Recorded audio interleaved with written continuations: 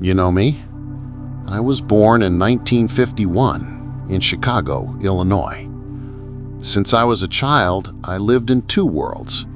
One filled with imagination, laughter, and voices that kept me company, and another filled with silence. A silence that could swallow you whole if you didn't learn how to make it laugh first. My father was a stern man, a high-ranking executive. My mother, warm, funny, a spark of joy. But most of my childhood was spent alone in a big house with only my imagination to talk to. So I created worlds. I gave voices to toys. I became 1,000 people, all trying to keep one little boy company. That's where the comedy began. Not on stage, not in front of a camera. It began in a quiet room with a kid trying to make the walls smile. When I finally found an audience, I felt alive for the first time. At Juilliard, I studied alongside incredible talents like Christopher Reeve, who became my lifelong friend. We dreamed of conquering the world, and somehow I did. But not in the way I expected. People saw Mork from Ork and thought, "Who is this whirlwind of energy?" I was an alien on screen, but also somehow an alien in life. I didn't fit in anywhere. So I turned that feeling into art, into laughter. And laughter became my home. Hollywood embraced me. From Good Morning Vietnam to Dead Poets Society, from Mrs. Doubtfire to Good Will Hunting, I lived 1,000 lives. Each role, each smile, each tear was a reflection of something inside me. I wasn't just playing characters. I was searching for myself in all of them. People would tell me, "You make the world laugh," but I never told them that sometimes laughter was my way of surviving. Because behind the smile, there was always a storm, a quiet, invisible weight. Fame doesn't heal loneliness. Applause doesn't silence the voices inside. And sometimes when the world thinks you have everything, that's when you feel the emptiest. But I also knew love, real love.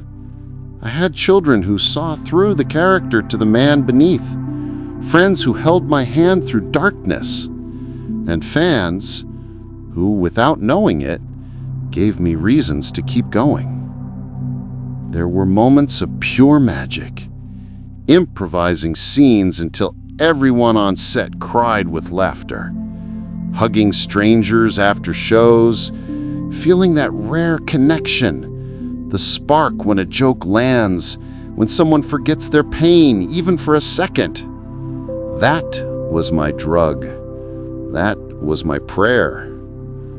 But life, it has a way of testing even the brightest souls. As the years passed, the colors began to fade. Health battles, mental storms, and that feeling I knew too well, of being surrounded yet alone.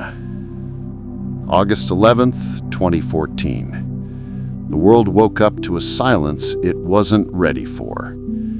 They said, "Robin Williams is gone."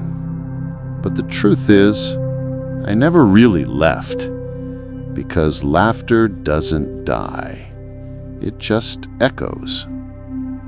Every time you watch a movie and laugh until your stomach hurts, I'm there. Every time you hear, "Oh, Captain, my Captain," and feel something deep inside, I'm there. Every time you face your own darkness and still choose to smile, I'm right beside you. I was never just a comedian.